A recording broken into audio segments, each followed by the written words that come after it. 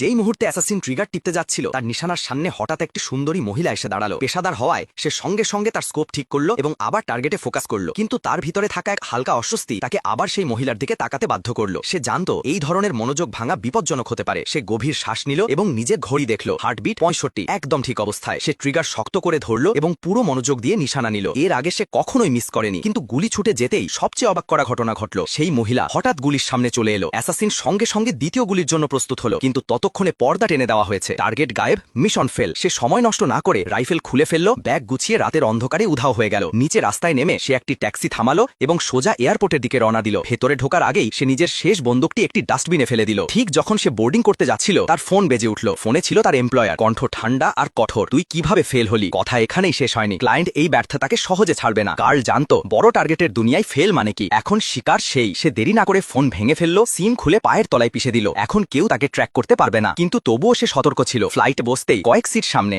এক লোক ডার্ক চশমা পরে বারবার তার দিকে তাকাচ্ছিল। সন্দেহ আরো বাড়ল। ফ্লাইট ল্যান্ড করতেই কার্ল ভুয়া পরিচয়ে আবার নতুন ফ্লাইট বুক করলো, কিন্তু যখন সে পরের ফ্লাইটের টার্মিনালে পৌঁছালো সেই মানুষটাকে সেখানেও দাঁড়িয়ে থাকতে দেখলো। এখন নিশ্চিত তাকে অনুসরণ করা হচ্ছে। সে ফ্লাইট ক্যান্সেল করলো এবং পরের দিনের সকালের জন্য নতুন টিকিট নিল। রাতে একটি হোটেলে উঠল। পরের দিন আরেকটি ফ্লাইট নিয়ে অবশেষে নিজের লুকানো স্থানে পৌঁছালো। নিজের ট্রাক বের করলো এবং অনেক লম্বা পথ নিল, জঙ্গল, ক্ষেত এবং নির্জন হাইওয়ে পেরিয়ে, দেখার জন্য কেউ পিছু নিচ্ছে কিনা। অবশেষে সে নিজের ফার্ম